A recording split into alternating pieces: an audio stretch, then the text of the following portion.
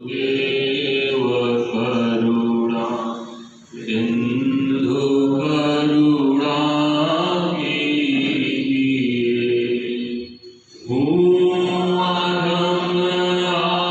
आधीन शरण अब शरण मेरी अधम आधीन शरण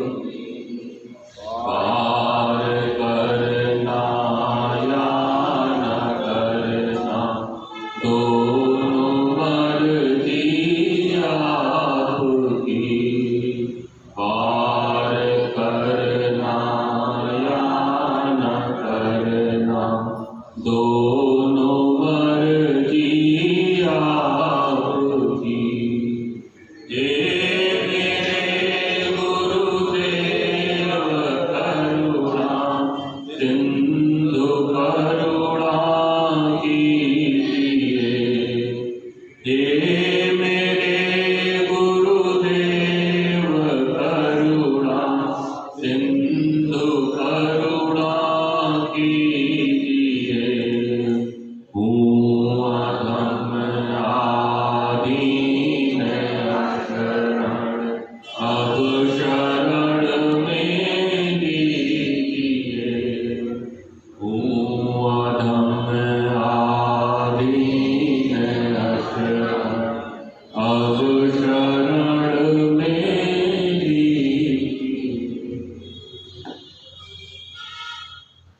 किया करें। दूसरा, नाजिन्स, गैर आदमी और गैर सोहबत के नक्शों से दिल को साफ रखें। तीसरा, परमात्मा के सिवाय किसी तरफ तवज्जो न करें। चौथा, यकसुई और एकाग्रता के साथ दिल हाजिर रखने का पक्का इरादा करें।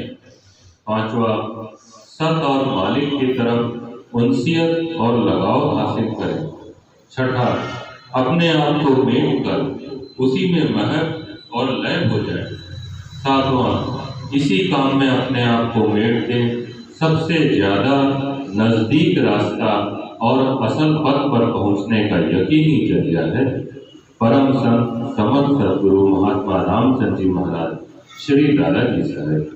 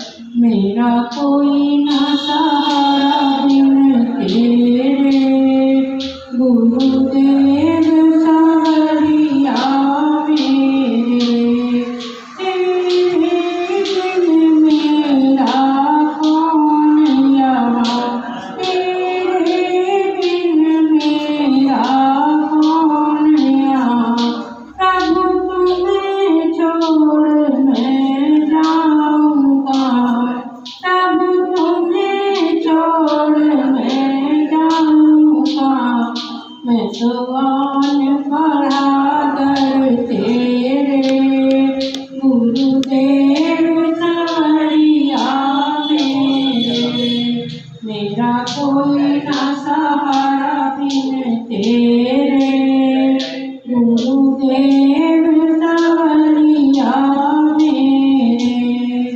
मैंने जन्म लिया जग में आया, मैंने जन्म लिया जग में आया, तेरी कृपा से ये नर तन पाया, तेरी कृपा से ये नर तन पाया।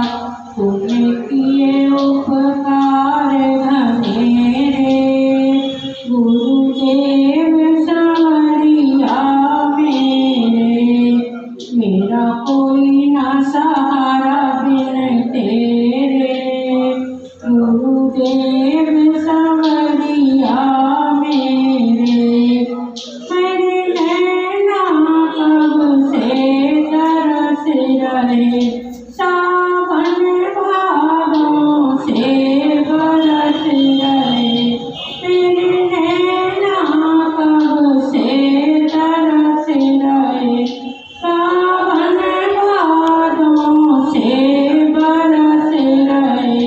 अब छाए घोर अंधेरे, गुरुदेव सांवरिया मेरे, मेरा कोई ना सहारा बिन तेरे, गुरुदेव सांवरिया मेरे। प्रभु आ जाओ, प्रभु आ जाओ, प्रभु आ जाओ, प्रभु आ जाओ, अब और न मुझको तरसाओ, अब और न मुझको तरसाओ। कब जन्म मरण के फेरे, गुरुदेव सांवरिया मेरे, मेरा कोई ना सहारा बिन तेरे, गुरुदेव सांवरिया मेरे। जिस दिन से दुनिया में आया, जिस दिन से दुनिया में आया, मैंने पल भर चैन नहीं पाया, मैंने पल भर चैन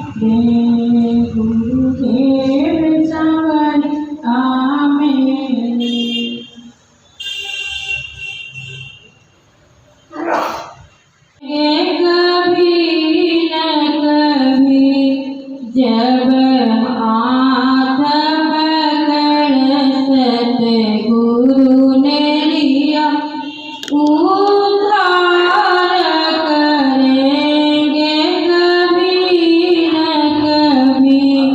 दरबार में अर्जी पेश हुई फरियाद सुनेंगे कभी न कभी। फरियाद सुनेंगे कभी न कभी। निज करनी पर पछताते हैं घबराते हैं शर्माते हैं। निज करनी पर पछताते हैं घबराते हैं शर्माते हैं।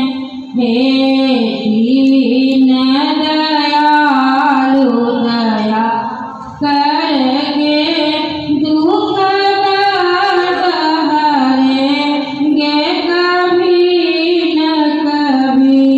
दुख दर्द हरेंगे कभी न कभी।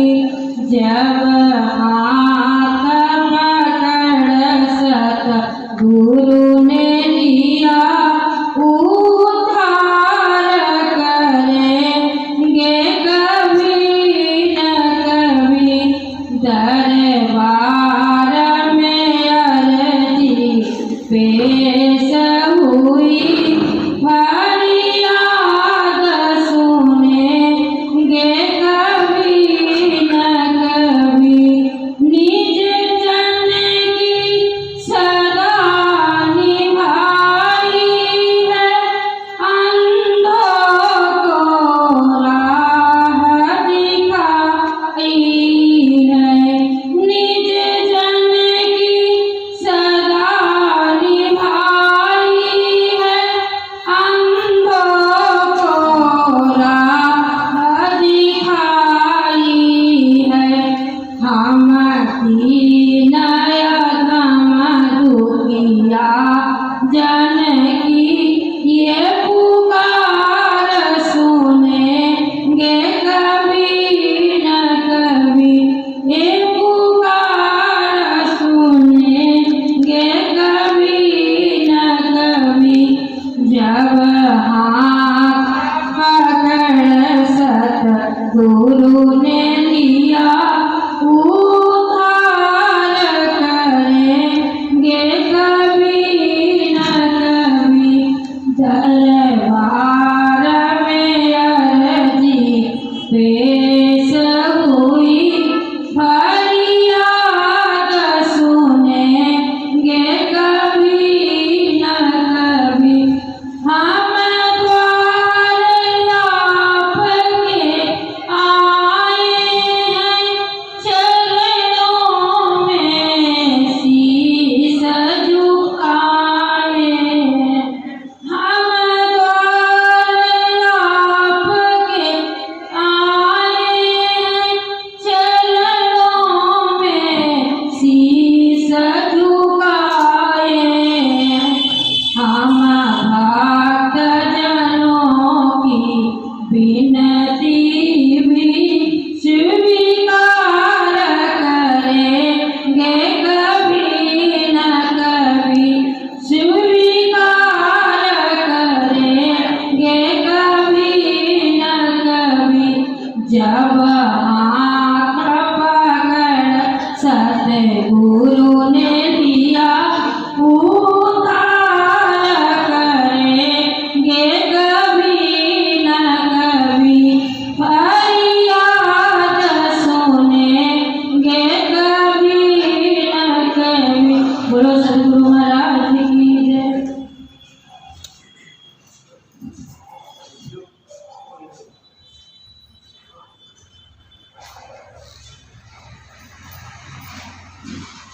महापुरुषों के जीवन चरित्र कराते हमें स्मरण दिन रात। बना ले हम जीवन को उच्च, करें सत्कर्म शुभ अवतार, छोड़ जावे अपने पद चिन्ह, धरा पर अचल मृत्यु पश्चात, काल की सैकत राशि अनंत, उन्हीं से रहे सदा प्रतिभात। श्रीमान पूज्य चच्चा जी महाराज का स्वभाव अत्यंत सरल, मृदु और विनोद प्रिय था।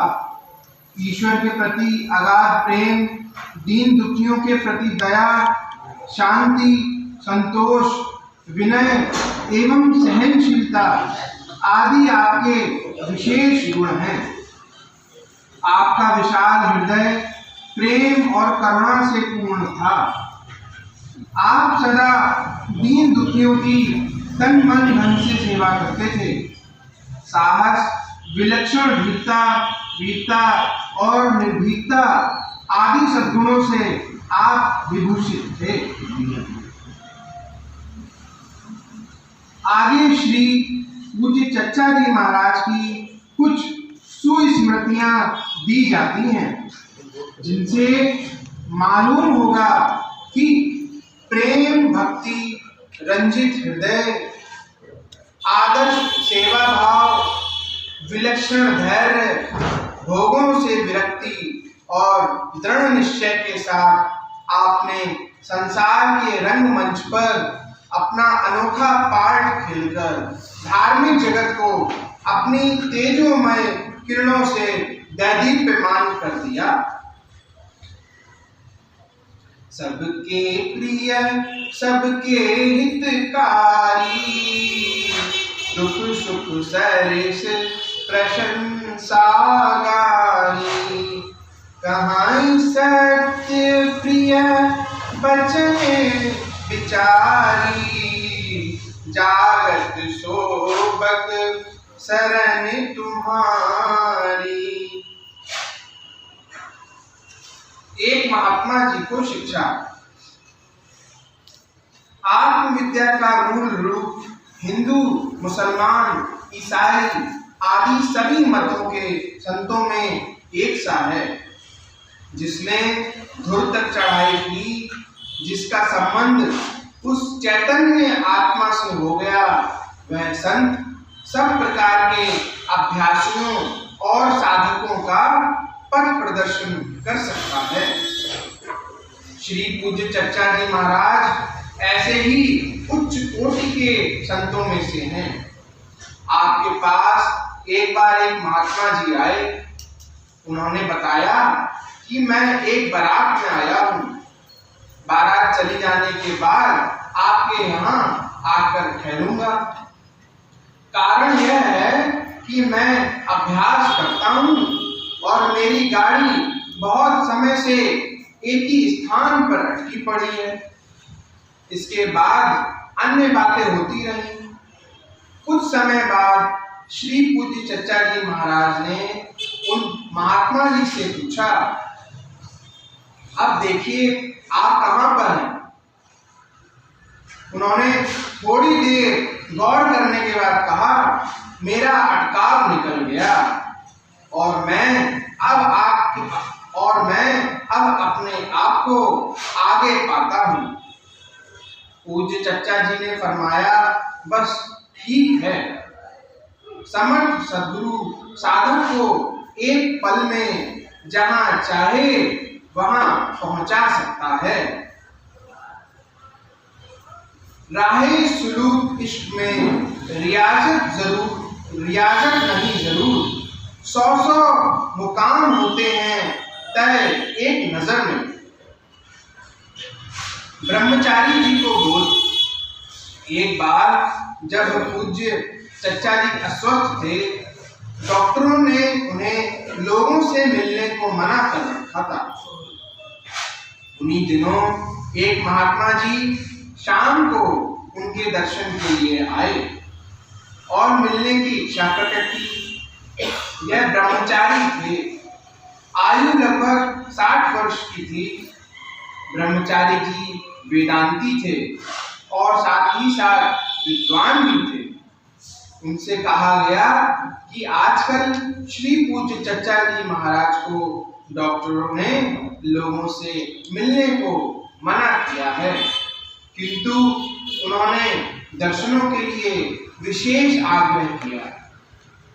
तब उनसे कहा गया कि शाम हो रही है, श्री पूज्य चचा जी महाराज अभी थोड़ी देर के लिए बाहर टहलने के लिए आएंगे, तब आप दर्शन कर सकते हैं, पर पाप ना कीजिएगा। जब पूज्य चचा जी महाराज बाहर टहलने को निकले तो उन महात्मा जी को देखकर टहलते टहलते कुछ समय के वास्ते बाहर बैठ गए। जब पूज्य चचा जी महाराज बाहर टहलने को निकले तो उन महात्मा जी को देखकर टहलते टहलते कुछ समय के वास्ते बाहर बैठ गए। उन महात्मा जी ने एक प्रश्न कर ही दिया।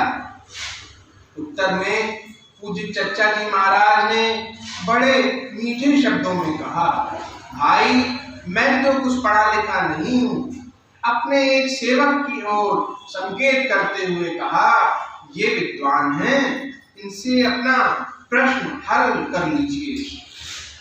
पूज्य चचा जी महाराज के अंदर जाने के बाद महात्मा जी को उत्तर बतलाया गया।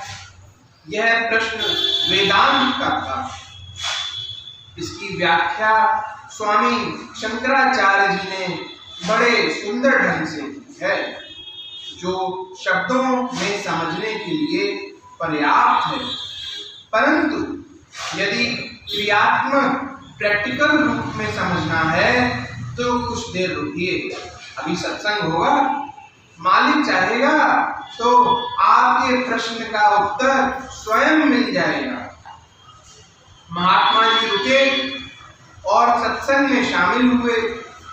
श्रीमान पूज्य चचा जी महाराज के अस्वस्थ होने के कारण उनके सुपुत्र श्रीमान भाई साहब महात्मा राधा मोहन जी महाराज ने ब्रह्मचारी जी को सत्संग कराया। रात्रि को ब्रह्मचारी जी श्री पूज्य चचा जी के स्थान पर ही ठहरे। दूसरे दिन सुबह उनकी दशा ही विचित्र हो गई। जो आता उसी के पैर छूने लगते और अत्यंत आनंद में गदगद दिखाई देते थे। यह महात्मा जी सनातन धर्म कॉलेज के एक प्रोफेसर जी के गुरु थे। जो गुरु कृपा करे मन माही, शिष्य निहाल होए क्षण माही।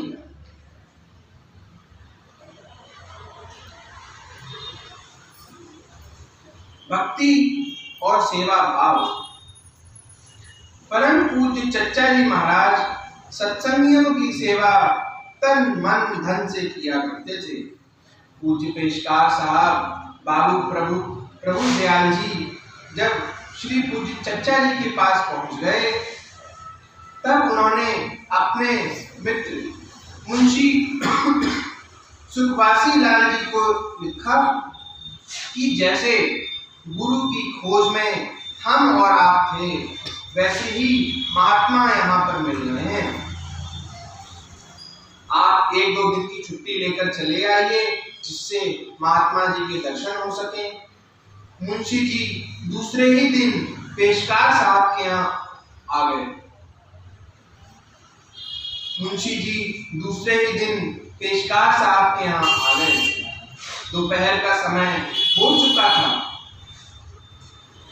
श्री पेशकार साहब ने उनको भोजन करवाया और कहा, जरा देर विश्राम कर लीजिए, तब चलेंगे।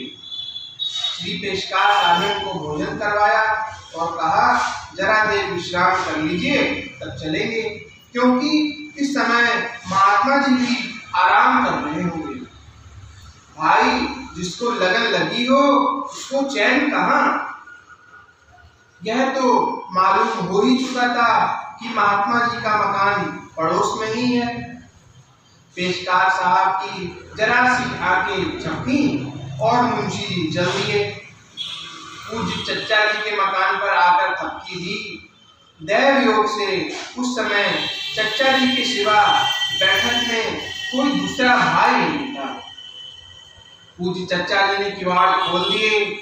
मुंशी जी ने पूछा, महात्मा जी का घर यही है? पूज्य चच्चा जी महाराज ने उन्हें बड़े आदर से बिठाया। गर्मी के दिन थे, दोपहर का समय था। मुंशी जी भी पसीने से तर हो गए थे। पूज्य चच्चा जी ने ठंडा पानी लाकर दिया। मुंशी जी ने ठंडा पानी पिया, तब तबीयत सावधान हुई। फिर पूज्य चच्चा जी ने मुंशी जी से पूछा, क्या आप हुक्का पीते हैं? यह कहकर आप स्वयं चिलम भर लाए और उनको हुक्का पिलाया। हुक्का पिलाने के उपरांत उनसे कहा, लेट जाइए, और अपना तकिया दे दिया। मुंशी जी थके तो थे ही, लेटते ही सो गए। पूज्य चच्चा जी उनके पैर दबाने लगे। थोड़ी देर बाद मुंशी जी घबराकर उठ बैठे और कहने लगे, आप महात्मा जी हैं, तथा पूज्य चच्चा जी के चरणों में गिर पड़े और कहा, मैंने बड़ा अपराध किया जो आपसे पैर दबाया, सेवा ली। श्री पूज्य चच्चा जी ने कहा, कोई हर्ज नहीं, भाई भाई की सेवा करता ही है। अस स्वभाव कहूँ सुनऊ न देखऊँ, केही खगेश रघुपति सम लेखऊँ। समत्व भाव। श्री पूज्य चच्चा जी महाराज के यहाँ कमरे में साधारण चटाइयां पड़ी रहती थी। उसी पर वे स्वयं बैठते थे तथा गरीब अमीर राजों महाराजाओं को भी वहीं बड़े प्रेम से बैठाते थे। श्री पूज्य चच्चा जी महाराज गद्दी और मसनद लगाना पसंद नहीं करते थे। कभी बीमारी आदि में मुलायम वस्तु बिछाने की आवश्यकता पड़ती तो ऐसा गद्दा बिछवाते जिससे उनके साथ 4-6 और भाई भी उस पर बैठ सकें। यदि कोई उनके पीछे तकिया लगा देता तो आप आगे खिसक कर बैठ जाते और तकिए का सहारा नहीं लेते थे। परम पूज्य चच्चा जी महाराज प्रत्येक आने वाले भाई को पहले ही प्रणाम कर लेते। अनेकों बार यह प्रयत्न किया गया कि पीछे के दरवाजे से आकर पहले उनका अभिवादन कर लिया जाए, परंतु कभी भी ऐसा नहीं हो सका।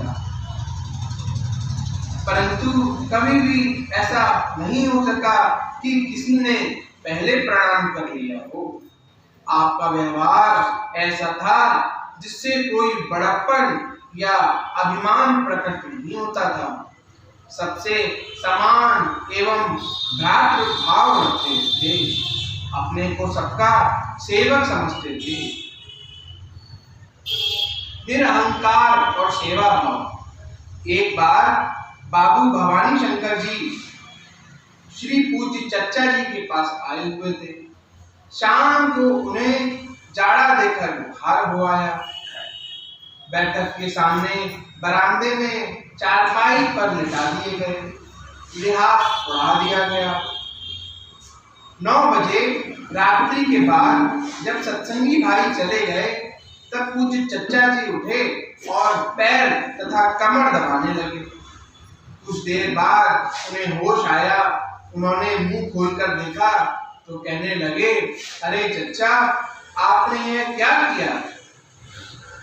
पूज्य चच्चा जी महाराज ने उत्तर दिया, कोई हल नहीं, अब तुमको भी हमारे पैर दबाने का अधिकार प्राप्त हो गया है। तन मन धन से सेवा। जहां तक हो सकता पूज्य चच्चा जी किसी से सेवा नहीं लेते थे। ना तो कभी पैर दबाते थे और ना कभी पैर छूने देते थे। उन्हें अहंकार छू तक नहीं गया। प्रत्येक व्यक्ति की सदा हाथ पैर से सेवा करने के लिए तत्पर रहते थे। यह तो था तन की सेवा का हाल। मन से सबके लिए प्रार्थना तथा दुआ किया करते थे और आत्म विद्या प्रदान किया करते थे। शास्त्रों का कथन है कि सब प्रकार के दानों में विद्या का दान बढ़कर है और विद्या दान में ब्रह्म विद्या का दान सर्वोत्तम है। यही दान पूज्य चच्चा जी भी सदैव किया करते थे। धन की सेवा का यह हाल था कि 60-70 रुपए प्रतिमाह उचित पात्रों के पास भेजा जाता था। प्यासे को शरबत। एक बार एक सत्संगी भाई कहीं बाहर गए। वे एक हलवाई के यहाँ ठहरे, वहीं अपना सारा सामान रख दिया और दिन भर शहर में तमाम सरकारी काम में व्यस्त रहे। दिन भर के बाद जब रात को हलवाई के यहाँ आए तो उसके यहाँ गरम गरम पूड़ियाँ बन रही थी। खूब पेट भर के खाई और फिर वहीं एक चारपाई पड़ी थी, उसी पर सो गए। रात को लगभग 2 बजे उनकी आंख खुली। गला बुरी तरह सूख रहा था और प्यास इतनी जोर की लगी थी कि ऐसा मालूम पड़ा जैसे जान निकली जा रही है। उन्होंने चारों तरफ देखा, सब सुनसान था, कहीं कोई न दिखाई पड़ा। हलवाई भी अपनी दुकान बंद करके चला गया था। उन्होंने पहले तो सोचा कि उठकर कहीं पानी तलाश किया जाए, पर तभी उन्हें याद आया कि पास ही कुआं है जिस पर जगत भी नहीं बनी है। अंधेरी रात थी, इस डर से कि कहीं उसमें गिर ना पड़े वे उठे नहीं और श्री पूज्य चच्चा जी से प्रार्थना करने लगे कि अब तो बचाइए, नहीं जान जाती है। थोड़ी ही देर में वे सो गए और स्वप्न में देखा कि कोई एक व्यक्ति उनके लिए एक गिलास शरबत लाया जिसमें केवड़ा इत्यादि पड़ा था। उसे पीकर उनकी तबीयत शांत हुई और चैन मिला। उन्होंने बताया उस शरबत का स्वाद कई दिनों तक मुंह में रहा। श्री पूज्य चच्चा जी महाराज अपने सेवकों का हर वक्त और हर जगह ख्याल रखते थे। अपने को सबका सेवक समझना। श्री पूज्य चच्चा जी महाराज कहा करते थे कि जो गुरु को गुरु कहकर पुकारता है वह अपना तथा गुरु दोनों का पतन करता है और जो गुरु शिष्य को शिष्य समझता है वह भी दोनों का पतन करता है। वास्तव में गुरु को अपने परिवार का एक सदस्य समझना चाहिए। कबीर साहब ने कहा है, जैसी प्रीति कुटुंब से तैसी गुरु से होए, चले जाहु बैकुंठ को हाथ न पकड़े कोई। इस पर श्री पेशकार साहब ने पूछा कि ये जो सत्संगी बैठे हुए हैं आप इनको क्या समझते हैं? श्री पूज्य चच्चा जी ने उत्तर दिया, मैं इन्हें पूज्य लाला जी साहब का स्वरूप समझता हूँ और बहुत नीचे उतर आता हूँ तो इनको अपना भाई समझता हूँ। वहीं पर पूज्य चच्चा जी के सुपुत्र बैठे थे। श्री पेशकार साहब ने पूछा, आप इनको क्या समझते हैं? श्री पूज्य चच्चा जी ने उत्तर दिया, ये पूज्य श्री लाला जी की ही औलाद है। ना तो नेह राम सो मनियत, सुहृदय सुसेव जहां लो। प्रेमाकर्षण। पूज्यपाद श्री चच्चा जी महाराज सबसे बहुत प्रेम किया करते थे। प्रत्येक व्यक्ति यही समझता था कि मुझको ही सबसे अधिक चाहते हैं। उनका ऐसा आकर्षण था कि 2-2, 4-4 घंटे हो जाने पर भी पता ही नहीं चलता कि समय कहाँ गया। प्रत्येक व्यक्ति ऐसा बेसुध रहता कि किसी को दीन दुनिया की कोई खबर ही नहीं रहती। किसी ने सच कहा है, बेखुदी छा जाए ऐसी, दिल से मिट जाए खुदी। उनसे मिलने का तरीका अपने खो जाने में है। दीपक पहले अपने सिर में आग लगाता है और प्रकाशित होता है, तब उसकी प्रेम ज्योति में आकर पतंगे अपने को लय कर देते हैं। पूज्य पेशकार साहब श्री प्रभु दयाल जी की परम पूज्य चच्चा जी महाराज से प्रथम भेंट। श्री पूज्य पेशकार साहब बाबू प्रभु दयाल जी ने अपने एक लेख में जो संत के किसी एक अंक में प्रकाशित हो चुका है, श्री पूज्य चच्चा जी से प्रथम मिलन का जो चित्रण किया है, उससे पूज्य चच्चा जी के प्रेम, भक्ति और सत्संग कराने के अनोखे ढंग का अच्छा परिचय मिलता है। उनके लेख का एक अंश नीचे दिया जाता है। थोड़ी देर में एक श्रीमान जी जो दोहरे बदन के, काली दाढ़ी, धोती, अचकन पहने, मुंह में सिगरेट दबाए, अजीब आभूति भेष बनाए हुए पधारे। जो लोग उपस्थित थे दौड़ पड़े।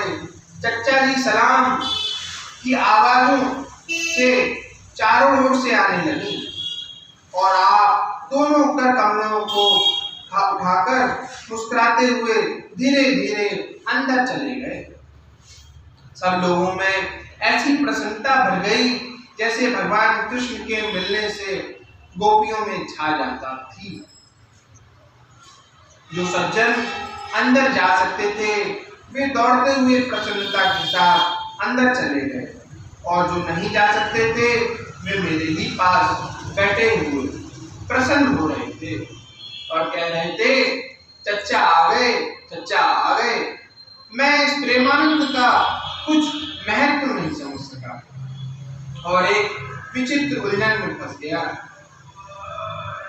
तथा यह सोचने लगा कि परम पूज्य लाला जी से तो वार्तालाप का अवसर बहुत कम मिलता है, दूसरे उनके प्रेम का ऐसा गंभीर प्रभाव पड़ता है कि पूछने और समझने के विषय में उनसे कुछ कहते सुनते ही नहीं बनता।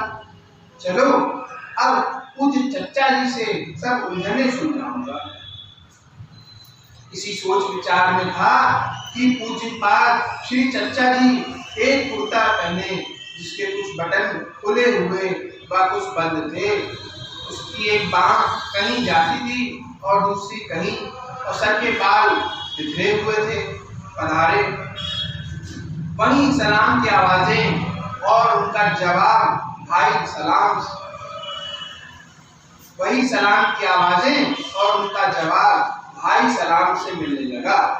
जिसने राम राम किया उसके उत्तर में राम राम, जिसने आदाब अर्ज किया उसे आदाब अर्ज भाई का उत्तर दिया। उसने पूछा, चच्चा अच्छे हो? उसे उत्तर मिला, हाँ चच्चा अच्छे हैं। इस पर हास हुआ। एक सज्जन ने कहा, चच्चा गुटखा लाऊं? हाँ भाई जरूर लाओ, तुम ही तो हमारे सच्चे मित्र हो। दम लगावे सो सगा भाई, और सब गड़बड़ सफल। इसके बाद एक हुक्का आया जिस पर चिलम चढ़ी हुई थी और एक लंबी नली लगी हुई। आपने नली को हुक्के से निकाला और 3-4 बार इधर से उधर चक्कर दिया, फिर कायदे से लगा दिया। इसके बाद कुछ मुंह में पड़ा और फिर कश खींचना आरंभ किया। हाँ भाई सब लोग अच्छे हो? लोगों ने मेरा परिचय कराया, हम सबका मजाक शुरू हो गया। अब आपने बोलना शुरू किया तो ऐसी लच्छेदार मनमोहनी बातें आरंभ हुई कि लोग अपने आप को भूल गए कि हम कौन हैं और कहाँ बैठे हैं। इस प्रकार 1 घंटा वार्ता करने के बाद लोगों से पूछा, कहो भाई क्या हाल है? लोगों ने भिन्न भिन्न उत्तर दिए। किंतु मैं कुछ ना समझ सका। यह अच्छा हुआ कि मुझे विशेषकर कोई प्रश्न नहीं पूछा। मैंने इसे बड़ी कृपा समझा। सब लोग आनंद से बैठे थे। श्री पूज्य चच्चा जी के आने की सूचना जैसे जैसे फैलती जाती थी, वैसे ही लोग एकत्रित होते जाते थे। 12-1 बजे तक खूब भीड़भाड़ और आनंद और उत्सव रहा। इसके बाद पूज्य चच्चा जी भोजन करने चले गए। मैंने एक प्रेमी भाई से पूछा, यह क्या रंग है? उसने उत्तर दिया कि पूज्य चच्चा जी इसी प्रकार सत्संग करवाते हैं। हंसते बोलते बातें करते आनंद की सरिता मौज की धार प्रवाहित कर देते हैं, जिसमें लोग खूब आनंदित होते हैं और बेसुध हो जाते हैं। तुमने देखा नहीं कि कई भाई समाधिस्थ हो गए। भोजन करके आप पुनः पधारे, फिर वही हुक्का प्रस्तुत किया गया। थोड़ी देर तक आप बैठे पीते रहे। एक महाशय ने कहा, चच्चा आराम कर लीजिए। हाँ भाई, आराम तो कर रहा हूँ। सब लोग हंस पड़े।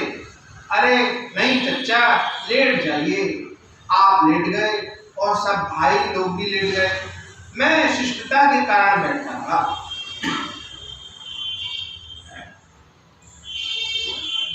आपने कहा, भाई यह सभा ऐसी ही है, यहाँ शिष्टता विशेष की कोई आवश्यकता नहीं।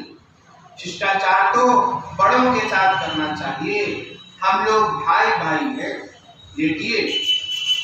अतः मैं भी लेट गया और ऐसी गहरी नींद में सो गया कि इसके पहले संभवतः कभी नहीं सोया था। उठा तो देखा, शरीर में एक स्फूर्ति चेतना थी। फिर पूज्य चच्चा जी उठे और चिलम चलने लगी। चिलम भरकर आई और जल गई। इसके उपरांत आप कश खींच रहे हैं। जब तक तंबाकू रही आपने मुंह नहीं लगाया। लोग देख रहे हैं और हंस रहे हैं। चच्चा तंबाकू तो जल गई। अरे भाई जल जाने दो, धुआं तो आ रहा है। अरे चच्चा धुआं कहाँ? हाँ भाई नहीं है। अच्छा। एक सज्जन दूसरी चिलम भर लाए, फिर वही था। तात्पर्य यह कि प्रत्येक काम अजीब विचित्र ढंग का था। बात बेसिर पैर की, पर लच्छेदार ऐसी कि खत्म होने को नहीं आती। दिन भर अफसर की प्रतीक्षा में रहा, किंतु यहाँ तो प्रश्न करने का अवसर ही नहीं मिला। सारा दिन बातें सुनते और सत्संगी लोगों के साथ कहकहा लगाने में समाप्त हो गया। पूज्य लाला जी की कचहरी से आने का समय हुआ तो जरा लोग सावधान हुए और खट्टेबाजी बंद हुई। श्री पूज्य लाला जी कचहरी से आए, कमरे में कपड़े उतार कर अंदर चले गए। शाम का नित्य नियमानुसार लोगों को सत्संग कराया। हम सब भोजन करके आराम करने लगे। पूज्य चच्चा जी के लिए भी बाहर से ही चारपाई आई, लेकिन उनके प्रेमी उनको घेर कर बैठ गए। थोड़ी देर तक मैं भी बैठा रहा, परंतु निद्रा देवी ने विवश कर दिया और चारपाई पर ले लिया तथा 1-2 बजे के लगभग सो गया। आँख खुली तो देखा कि महफिल खूब गर्म है और हुक्के का दौड़ रहा है। श्री पूज्य चच्चा जी को लोग यूं ही रात भर घेरे बैठे रहते थे और आप इसी प्रसन्नता से बातचीत करते हुए एक रस बैठे सबको प्रसन्न किया करते थे। भाईचारे का व्यवहार। पूज्य चच्चा जी महाराज के पास बैठने तथा उनकी वार्तालाप सुनने का अवसर सब सत्संगी भाइयों को स्वतंत्रता के साथ मिलता था। कर्नलगंज वाले मकान में बहुत छोटा सा कमरा था, परंतु जो लोग आते पूज्य चच्चा जी सबको अपने पास बुलाते जाते और सब लोग खूब चट कर बैठ जाते। जब कानपुर में सन 1925 ईस्वी में कांग्रेस का अधिवेशन हुआ था। तब बहुत से भाई लोग बाहर से आए हुए थे। सब उसी कमरे में ठहरे थे और रात को भी वहीं खूब सटकर सोते थे। जाड़े का मौसम था ही। श्री पूज्य चच्चा जी महाराज भी सबके साथ ही उस कमरे में जमीन पर सोते थे। जब लोग जागते तो देखते कि किसी का पैर पूज्य चच्चा जी के पैर के ऊपर पड़ा है तो किसी का हाथ। इस सादगी और सामान्य भाव से रहते थे कि जिससे किसी देखने वाले को गुरु और शिष्य का संबंध का पता ही नहीं चलता। परंतु प्रत्येक भाई के हृदय में पूज्यपाद श्री चच्चा जी महाराज के प्रति अपार श्रद्धा एवं विशेष अनुराग था। मस्त फकीर। एक बार की घटना है कि चच्चा जी एक गांव के बाजार में पहुंचे। बिक्री हो रही थी। शाम का समय था। जब चिराग जलने को हुए एक मस्त फकीर झोला लिए बाजार में आए। सब तरफ से कुंजड़े कहने लगे, देखो आज किस पर मुसीबत आती है। फकीर एक सब्जी वाली की दुकान पर रुके। उसे अपना झोला और एक पैसा साग के वास्ते दिया। उसने एक पैसे का साग झोले में रख दिया। इसके बाद वह लगभग 1 घंटे तक हुज्जत करते रहे, अरे भाई थोड़ा और दे दो, थोड़ा और दे दो, यही बार बार कहते रहे। फिर झोला उठाकर चल दिए। श्री चच्चा जी उनके पीछे हो लिए। लगभग 1 मील चलकर फकीर अपनी कुटिया में पहुंचा। पूज्य चच्चा जी को देखकर उन्हें प्रेम से बिठाया, खातिर की और फिर रूहानी दावत शुरू हो गई।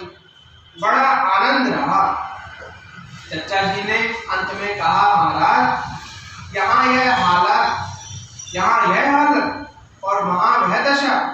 उन्होंने जवाब दिया, क्या करूं, यदि इस तरह ना रहूं तो पीछा छोड़ाना मुश्किल हो जाए। कहीं कोई मुकदमा जीतने को कहता है, कोई पुत्र मांगता है तो कोई धन मांगता है इत्यादि।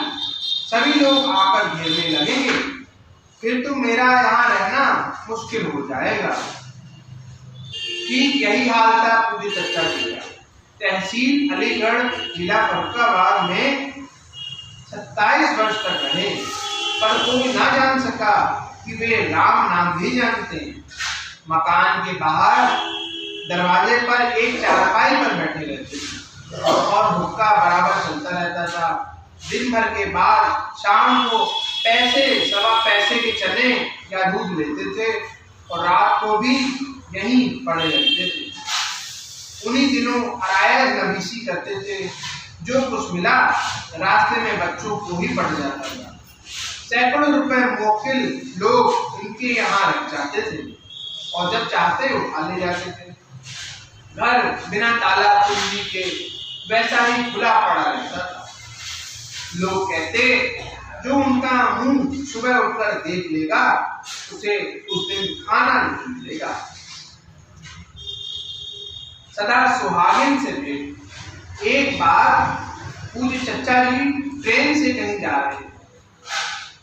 ट्रेन अकस्मात ही एक जंगल में रुक गई और एक आदमी उतरकर जंगल की ओर चल दिया। चच्चा जी भी उतरकर उसके पीछे हो लिए। काफी घने जंगल में जाकर वह एक झाड़ी में कूदकर छिप गया। यह सदा सुहागिन थी। चच्चा जी कूदकर अंदर पहुंच गए। एक तरफ को सिमटते हुए उसने कहा, कोई मर्दुआ कहाँ से? चच्चा जी ने उत्तर दिया, कोई मर्दुआ हो तब ना। तब उसने कहा, अच्छा आओ, गुइया आओ, बैठ जाओ। दोनों बैठ गए। रूहानी दावत शुरू हो गई। पहले उसकी तरफ से खातिरदारी हुई, बड़ा आनंद रहा। फिर उसने चच्चा जी से दरख्वास्त की, आंखें मिच गई और पूजा शुरू हो गई। थोड़ी देर बाद आंख खुलने पर उसने कहा, दुनिया खूब रही। फिर चच्चा जी को बताया, यह तो बड़ा घना जंगल है, स्टेशन बहुत दूर है, तुम आंखें बंद करो। चचा जी आंखें बंद की और जब आंखें खोली तो अपने आप को स्टेशन पर पाया। ट्रेन खड़ी थी, बैठ गए और ट्रेन चल दी। कुंभ के मेले पर एक बार श्री चचा जी महाराज कुंभ के अवसर पर प्रयाग गए थे। साथ में बहुत से सत्संगी भाई भी थे। एक दिन डेरे के अंदर सब सज्जन बैठे हुए थे कि एक सन्यासी जी आए। कुछ देर तक खड़े देखते रहे और कहा, तुम्हें कौन महात्मा है? उनके 2-3 बार पूछने पर श्री चचा जी महाराज ने कहा, यह सब महात्मा है। वे सन्यासी जी हैरान होकर चले गए और थोड़ी देर बाद फिर लौट कर आए और लगभग 1 घंटा बैठे रहे। आंखें भी बंद थी और फिर चलते समय कहने लगे, भाई खूब छिपाते हो। तब प्रसन्न होकर चले गए।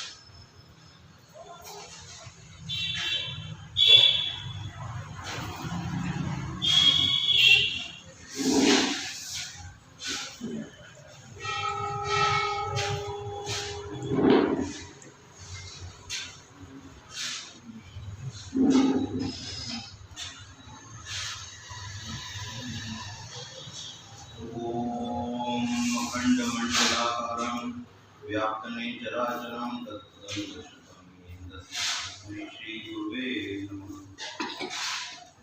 परम संत समर्थ सद्गुरु डॉक्टर रामनारायण जी महाराज जी के सदुपदेश। सत्संग की आवश्यकता।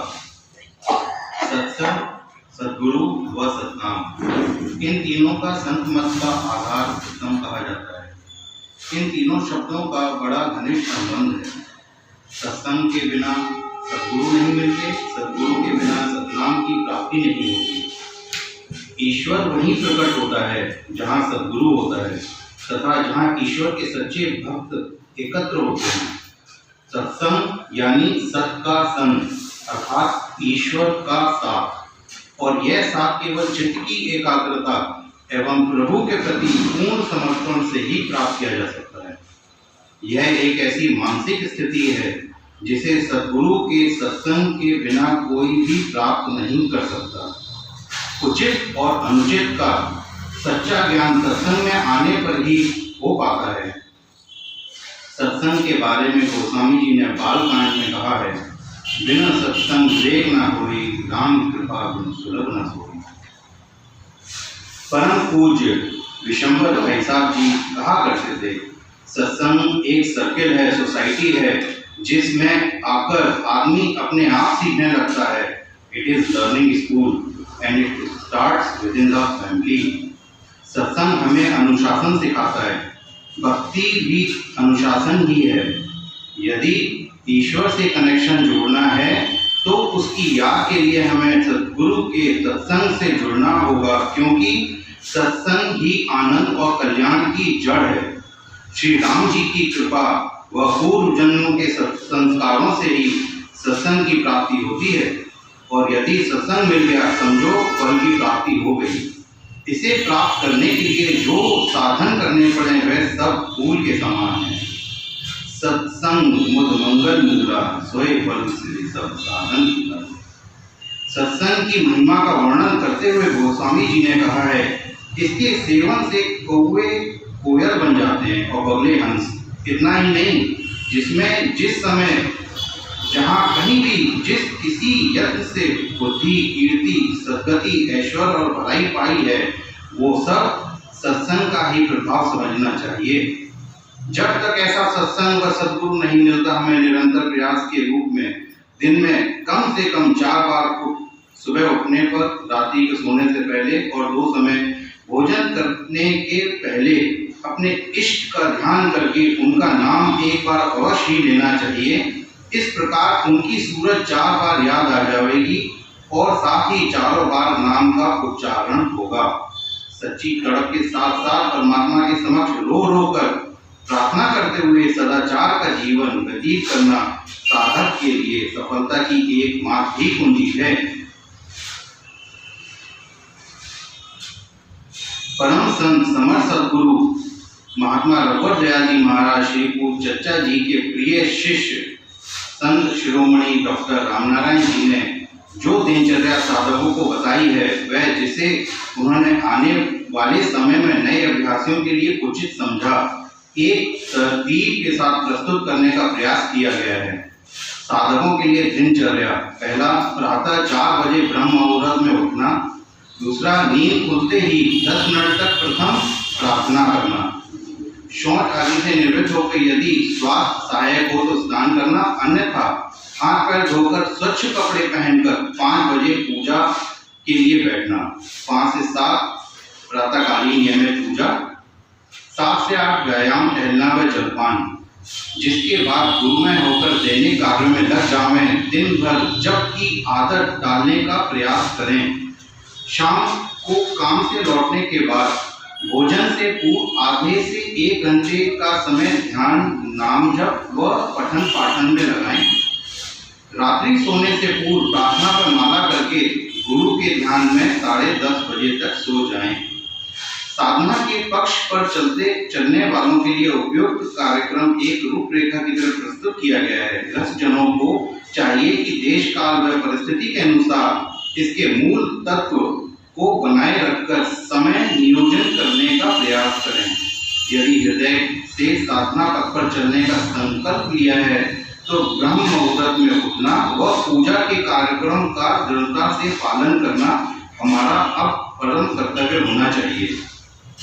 सेवानिवृत्त पुरुष व सत्संग में शामिल घरेलू महिलाएं अपना अधिक समय सत्संग, आंतरिक सत्संग, ध्यान, जप तथा स्वास्थ्य के अतिरिक्त सामाजिक कार्य जिसमें दूसरों का भला हो सके, सुविधा अनुसार समय नियोजन के साथ यदि कर सकें तो अति उत्तम होगा। व्यर्थ वार्ता, पर निंदा व चुगली आदि से साधकों को बचना चाहिए। संध्या का समय प्रत्येक गृहस्थ के लिए ब्रह्म मुहूर्त से उठना सबसे उत्तम कहा गया है। पूजा के लिए संध्या का समय अर्थात संधि बेला पर जब दिन रात मिलते हैं सर्वश्रेष्ठ होता है। प्रातः 4 से 6 व सायंकाल 6 से 8 का समय उपयोग समझा जाता है। मौसम के हिसाब से इसमें कुछ परिवर्तन किए जा सकते हैं। जो भक्तजन ब्रह्म मुहूर्त में उठते हैं और ईश्वर को याद करते हैं उनसे शैतान की ताकत घट जाती है। सुबह नींद खुलते ही आंखें बंद किए हुए अपने इष्ट देव का दर्शन करें। इसके बाद उठकर बिस्तर पर बैठकर 5 मिनट का निम्न प्रार्थना करें। तो सुबह की प्रार्थना कैसे की जाए? मूल भावना: श्री गुरु महाराज का स्मरण करते हुए प्रणाम करने के बाद कहना है, हे प्रभु, आपने असीम दया व कृपा करके मुझे जीवन का एक और दिन अपनी याद करने व शुभ कर्म करने हेतु प्रदान किया है, जिसके लिए मैं हृदय से आपका आभारी हूँ। कुछ ऐसी कृपा कीजिए कि आज पूरे दिन में आपके नाम व गुणों का स्मरण करते हुए अपने कर्तव्यों का भली भांति ईमानदारी से पालन कर सकूं। मेरे द्वारा किसी प्राणी को कोई कष्ट न पहुंचे। सत्कर्मों की ओर प्रेरित कर मुझे परहित में लगाइए। मैं बारंबार आपको प्रणाम करता हूँ। इसके बाद भाव सहित निम्न भजन गाकर दिन की शुरुआत करें। कर प्रणाम तेरे चरणों में लगता हूँ मैं जब के काजे। पालन करने को आज्ञा तब मैं नियुक्त होता हूँ आज। इसी तरह 2 बार भोजन से पूर्व व रात्रि सोने से पहले भावनात्मक रूप से प्रार्थना करना सभी साधकों के लिए हितकर है। और भोजन से पूर्व प्रार्थना मूल भावना: भोजन शुद्ध हो, पवित्र होकर जब खाने बैठे तो सबसे पहले प्रार्थना करें, हे प्रभु, आपका दिया हुआ ये सुंदर भोजन मौजूद है, इसके लिए मैं आपको कोटि कोटि धन्यवाद देता हूँ। कृपा करके इसके अंदर ऐसा तेज भर दीजिए कि यह मेरे रोम रोम में आपके प्रेम को प्रसारित करे। तमाम मखलूक को भोजन देने के बाद मुझे भोजन दीजिएगा। राजी व रजा रहने की शक्ति दीजिए। अपने निज स्वरूप का दर्शन कराइए और अपने चरणों का प्रेम मेरे हृदय में भर दीजिए, ताकि मैं दिन रात सरशार रहूं, मस्त रहूं। इसके बाद गुरुमय होकर भोजन करें। खाते समय बातचीत करना, टीवी देखना, मोबाइल पर बातें करना उचित नहीं। प्रत्येक कौर के साथ प्रभु की याद रखने में खाना अमृत के समान हो जाता है। सप्ताह में या 15 दिन में एक बार सत्यनाम व्रत करना हितकारी है। प्रतिदिन शाम को भी अपने काम से लौटने के बाद आधे से 1 घंटे का समय सुविधा अनुसार नियम करना चाहिए, जिसमें ध्यान के अलावा नाम जप व पठन पाठन शामिल करना उपयुक्त होता है। पूजा के लिए समय का स्थान निश्चित रखें तो ठीक रहता है। रात्रि सोने से पूर्व हाथ पैर धोकर पवित्र होकर बिस्तर पर जाएं। जहां तक बन पड़े दूसरे के बिस्तर लेने से बचें या कम से कम ऊपर अपनी धुली चादर अवश्य रखें। और रात्रि सोने से पूर्व की प्रार्थना वो यह है, मूल भावना, हे परमात्मा, आपकी असीम दया व कृपा से आज का दिन व्यतीत हुआ। मैं जानता हूँ कि जाने अनजाने में जो गुनाह मुझसे हुए हैं उन्हीं के कारण मुझे आपके दर्शन नहीं हो पा रहे हैं। मैं सच्चे दिल से अपने गुनाहों की माफी मांगता हूँ। भविष्य के लिए वादा करता हूँ कि फिर से अब गुनाह ना करूँगा। दिन में जो गलतियाँ हुई उसके लिए रो धोकर क्षमा मांगना। इसके बाद माला से जाप करके ईश्वर गुरु की याद में सो जाना। बृहस्पति को संध्या के समय 15 मिनट अपने आप को गायब कर दो। मौत की याद में महव हो जाओ। जगत के सब भाइयों के लिए प्रार्थना करो, श्री पूज्य चचा जी ने कहा है। इसी संदर्भ में ये कहना उचित ना होगा कि जो लोग सेवानिवृत्त होकर जीवन के अंतरार्ध में प्रवेश कर चुके हैं और जिनके पारिवारिक उत्तरदायित्व पूरे हो चुके हैं, उन्हें सुबह उठ के प्रार्थना के बाद प्रभु की समीपता प्राप्त करने के लिए भजन के माध्यम से अथवा अपनी टूटी फूटी भाषा में रो रो कर उनसे प्रार्थना करनी चाहिए। इससे लाभ अवश्य होता है। सभी पारिवारिक व सत्संगी भाई बहनों के लिए भी प्रार्थना करने का यही उत्तम समय है। प्रातःकालीन 10 मिनट की प्रथम प्रार्थना के बाद शौच आदि से निवृत्त हो यदि स्वास्थ्य आए हो तो स्नान करके अथवा हाथ पैर धोकर स्वच्छ कपड़े पहनकर पूजा के नियमित स्थान पर बैठकर सुबह 5 बजे से 7 बजे के बीच प्रातःकालीन नियमित पूजा जरूर करनी चाहिए। उसका समय न छूटने पावे, वही मुख्य कार्य है। कार्य चाहे कुछ देर पीछे हो, इसमें कोई हर्ज नहीं। प्रातः स्वयं की नियमित पूजा के लिए गृहस्थ को जैसा समय हो करना चाहिए, परंतु कम से कम कार्य हेतु 1 घंटे का समय जरूर देना चाहिए। इसी के ध्यान हेतु 15 से 20 मिनट का समय समाहित है। इसके अपने आप ज़्यादा से ज़्यादा देर ध्यान लग जाता है तो कोई बात नहीं। अब जो लोग बूढ़े हो चले हैं, वह जिनके पास समय ही समय है, उन्हें चाहिए कि प्रातः की इस पूजा का समय जितना बढ़ा सकें अवश्य बढ़ाएं। इससे उन्हें बहुत लाभ होगा और तमाम परेशानियों से बच जाएंगे। अपने गुरु पर आश्रित रहें, सब काम सरलता से हो जाएगा। इसी के लिए पूज्य चचा जी महाराज ने अपने प्रिय शिष्य डॉक्टर रामनारायण जी से 27 अक्टूबर 1935 में कहा था, सब कुछ ईश्वर के भरोसे छोड़कर निर्द्वंद होके विराजिए, सुंदर अवस्था उदय होगी। पूजा के लिए बैठते ही दिल में हुजूरी का भाव जागृत हो। इसके बाद कहना चाहिए, हे नाथ, तू ही मेरा ध्येय है, तेरी इच्छा पूर्ण हो, तुझे छोड़ मैं कुछ ना चाहूँ। श्री पूज्य चचा जी। रामधुन। पूजा से पहले सामूहिक रूप से रामधुन का अपना महत्व है। परम पूज्य डॉक्टर साहब बहुधा श्री राम तुम्हारी जय होवे, प्रभु राम तुम्हारी जय होवे का उच्चारण करते हुए सभी साधकों को इसके लिए प्रोत्साहित करते थे। परम पूज्य विशंबर भाई साहब ने जय श्री राम द्वारा अभिवादन करने की प्रेरणा दी, जिसे सभी सत्संग भाई बहनों ने स्नेह से अपनाया है। पिछले अनेक वर्षों में श्री राम रघुवर आश्रम में पूजा शुरू होने से पहले सभी भाई बहन उच्च स्वर में सामूहिक रूप से कम 11 बार निम्नलिखित रामधुन को प्रभु में लीन होकर गाते हैं। राम रघुवर राम रघुवर राम रघुवर पाहिमाम, राम रघुवर राम रघुवर राम रघुवर रक्षिमाम। मन को ब्रह्म प्रवृत्तियों से रोकने एवं प्रभु के चरणों में एकमुख होकर लगने हेतु रामधुन एक सशक्त माध्यम है। यही विचार कर परम पूज्य डॉक्टर साहिब ने ध्यान से पहले रामधुन, प्रार्थनोपासना मंत्र, गुरु वंदना एवं रामायण पाठ को प्राथमिकता के साथ पूजा में सम्मिलित किया था। कई बार रामायण सुनते सुनते साधक ध्यानमग्न हो जाते थे, इसी कारण पूजा की इस पद्धति को परम पूज्य महात्मा विशंबर प्रसाद जी ने भी इसे ज्यों का त्यों रखा, अपनाया और यह परंपरा आज भी कायम है। जय गुरुदेव। भजन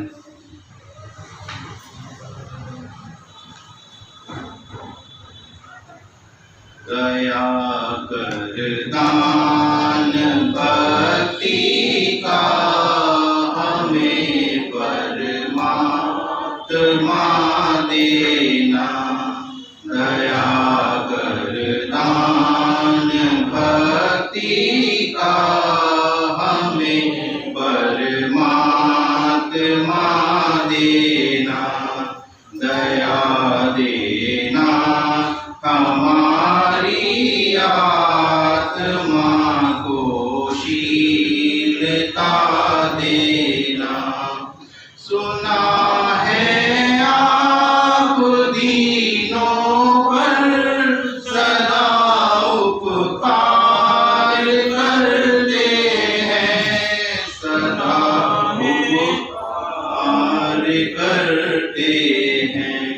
सुना है आप दीनों पर सदा उपकार करते हैं, सदा उपकार करते हैं। हमें भी दासता से पतित पावन बचा लेना, हमें भी दासता से पतित पावन बचा लेना।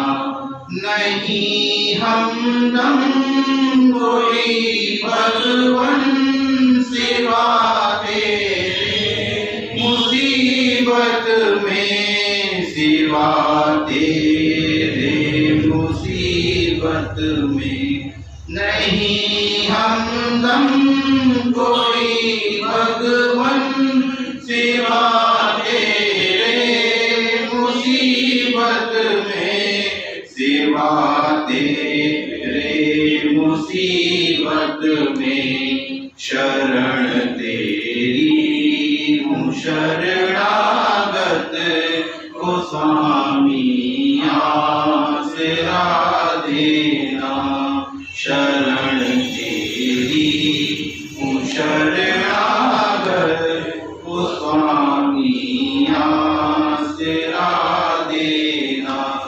भंवर में खा रही चक्कर मेरे जीवन की ये नैया, मेरे जीवन की ये नैया। भंवर में खा रही चक्कर मेरे जीवन की ये नैया, मेरे जीवन की ये नैया। कृपा करके इसे भगवन किनारे से लगा देना, कृपा करके इसे भगवन किनारे से लगा देना। दुखी हूँ और टुकराया गया हूँ सारी दुनिया से, गुरु की सारी दुनिया से। दुखी हूँ और टुकराया गया हूँ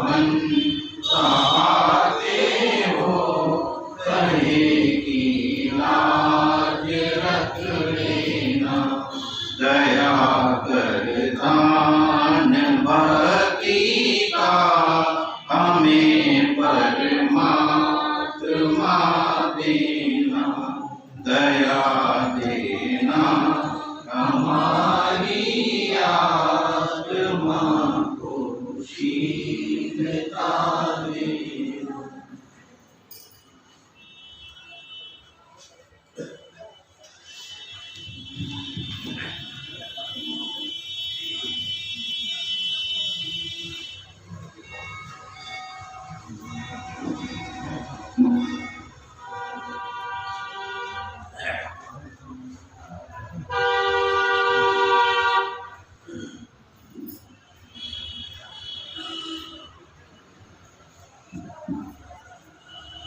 तेरे दर को छोड़कर किस दर जाऊं मैं, सुनता मेरी कौन है, किसे सुनाऊं मैं, तेरे दर को छोड़कर। देख लिया मैंने जग सारा, तेरे जैसा मीत नहीं दादा, तेरे जैसा मीत नहीं, तेरे जैसा सबल सहारा, तेरे जैसी प्रीत नहीं। किन शब्दों में आपकी महिमा गाऊं मैं, तेरे दर को छोड़कर किस दर जाऊं मैं। अपने पथ पर आप चलो, मैं मुझ में इतना ज्ञान नहीं दादा, मुझ में इतना ज्ञान नहीं, हूँ मतिमंद नयन का अंधा, भला बुरा पहचान नहीं, हाथ पकड़ कर ले चलो, ठोकर खाऊं मैं, तेरे दर को छोड़कर किस दर जाऊं मैं।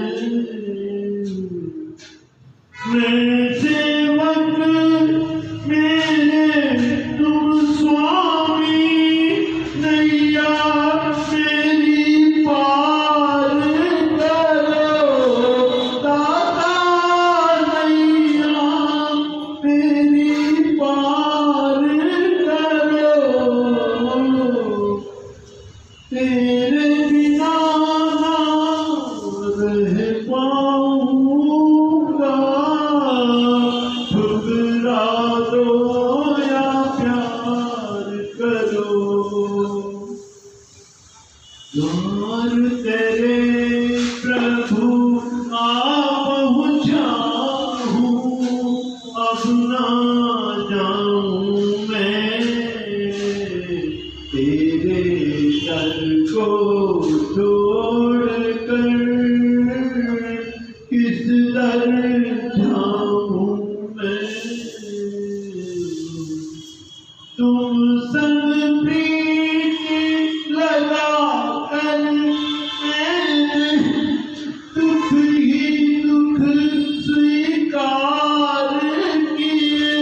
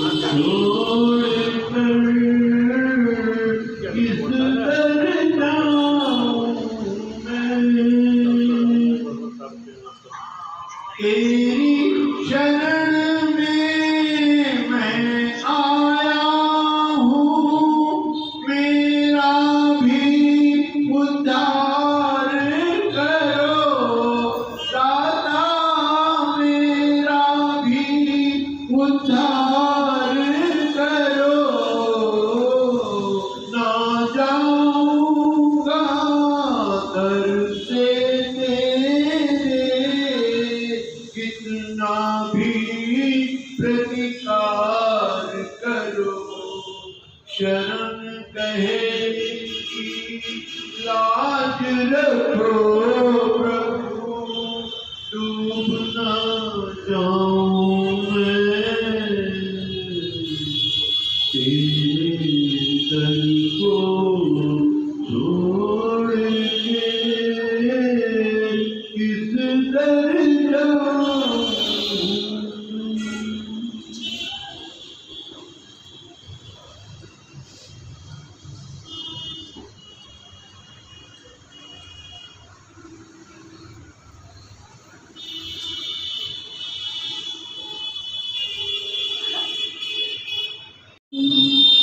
सारे जहां के मालिक तेरा ही आसरा है, तेरा ही आसरा है।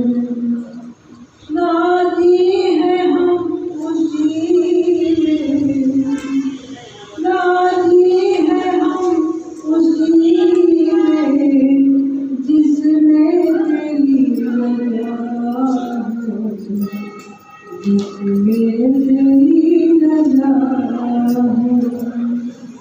सारे जहां के मालिक, सारे जहां के मालिक तेरा ही आसरा है, तेरा ही आसरा है।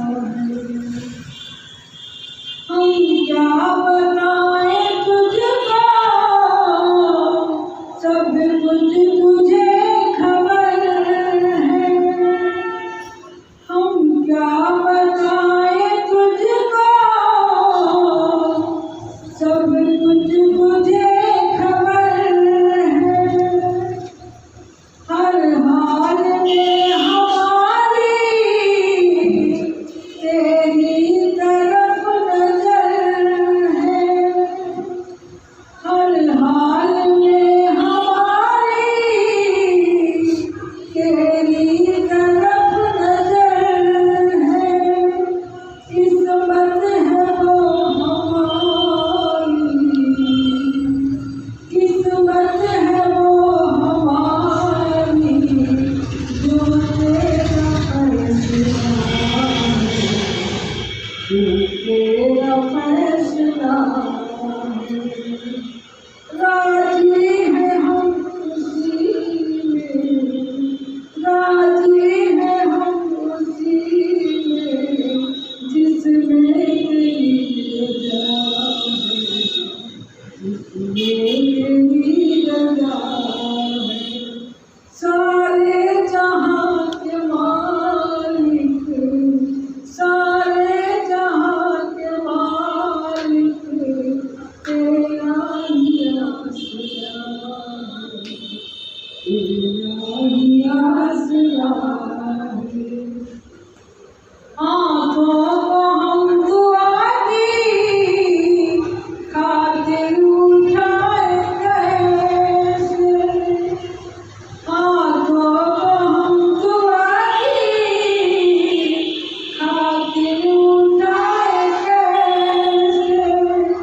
सजदे में तेरे आकर सर को झुकाए कैसे, सजदे में तेरे आकर सर को झुकाए कैसे। मजबूरियां हमारी, मजबूरियां हमारी सब तू ही जानता है, सब तू ही जानता है। राजी है हम उसी में, राजी है हम उसी में जिसमें तेरी रजा है, जिसमें तेरी रजा है। रो कर कटे या हंस कर कटती है जिंदगानी, रो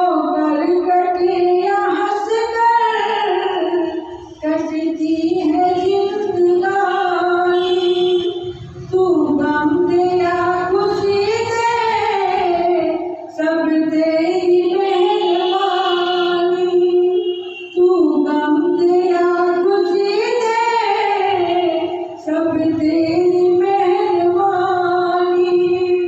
तेरी खुशी समझ कर, तेरी खुशी समझ कर सब गम भुला दिया है, सब गम भुला दिया है।